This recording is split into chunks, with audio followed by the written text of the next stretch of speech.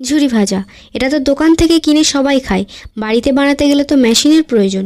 তো আজকে আমি কোনো রকম মেশিন ছাড়াই বাড়িতে কিভাবে মুচমুচে এই ঝুরি ভাজা বানাতে পারো সেটাই দেখাবো। স্বাদে কোনো অংশেই দোকানের থেকে কম হবে না, দেখতে যেমন সুন্দর খেতে ততটাই ক্রিস্পি। বাড়িতে বানাতে জানলে দোকান থেকে আর কিনে খাওয়ার দরকার পড়বে না। এরকম সহজ সহজ রেসিপি পেতে আমার চ্যানেলটি সাবস্ক্রাইব করে রাখো। তো চলো রেসিপিটা স্টার্ট করি। প্রথমে এখানে আমি হাফ বাটি বেসন নিয়েছি, তোমরা চাইলে পরিমাণটা বাড়িয়ে বা কমিয়ে নিতে পারো। এরপর 1 চামচ নুন দিয়ে দিলাম, হাফ চামচ হলুদ গুঁড়ো আর হাফ চামচ ঝালের গুঁড়ো দিয়ে দিলাম। তারপর অল্প অল্প পানি দিয়ে একটা ডো রেডি করে নেব। ডোটা হবে একটু শক্ত টাইপের। আমি নর্মাল পানি দিয়ে একটা ডো বানিয়ে নিয়েছি, দেখতেই পাচ্ছ ডোটা শক্ত করেই মেখেছি। এরপর প্যানে তেল গরম করে নিয়েছি, এখন লাগবে একটা আচার করার মেশিন। তারপর সবথেকে ছোটো কাপ যেটা আছে সেটাতেই ঝুরি ভাজাগুলো বানাবো। মেশিনটা তেলের ওপরে নিয়ে ডোটা মেশিনের ওপরে এভাবে চেপে ঝুরি ভাজাগুলো বানাবো, তাহলে সুন্দর মতো সরু সরুভাবে ঝুরি ভাজাগুলো বেরিয়ে যাবে। দেখতেই পাচ্ছ কত সুন্দর ঝুরি ভাজাগুলো বার হচ্ছে। শুধুমাত্র ঝুরি ভাজা করার জন্য কে বা এর মেশিন কিনবে? 500-600 টাকা দিয়ে মেশিন কিনে পড়ে থাকবে ভেবে অনেকেই এই ঝামেলাটা নিতে চায় না, দোকান থেকে কিনে খায়।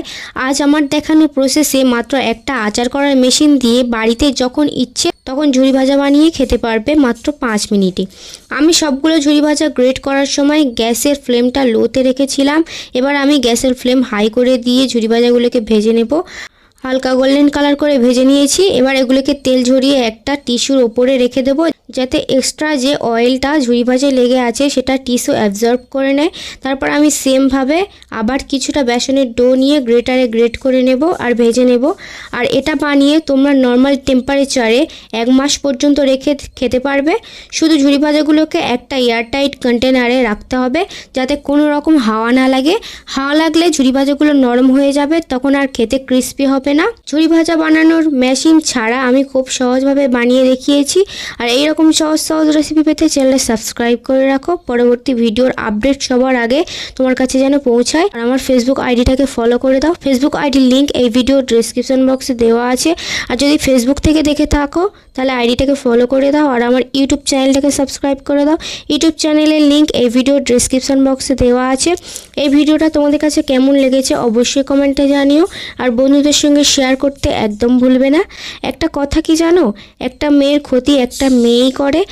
আমি এখনও ইউটিউবে তেমন একটা গ্রো করতে পারিনি, তাও এর মধ্যে প্রচুর হেটার্স তৈরি হয়ে গিয়েছে। না জানি সাকসেসের পরে এদের কতটা হিংসা হবে আমার ওপর। আর যারা আমার ক্ষতি করার জন্য সর্বদাই লেগে আছে তাদের উদ্দেশ্যে আমার একটাই কথা, অন্যের জন্য গর্ত খুললে সেই গর্তে নিজেকেই আগে পড়তে হয়। অন্যের ক্ষতি করে নিজে কোনোদিন ভালো থাকতে পারবে না। আগে নিজে ঠিক হও, তারপরে অন্যজনদের দোষ ধরতে আসবে। সবশেষে একটাই কথা বলবো, আগে নিজের চরকায় তেল দাও। আজ এই পর্যন্ত, দেখা হবে পরের ভিডিওতে, ততক্ষণে বাই বাই।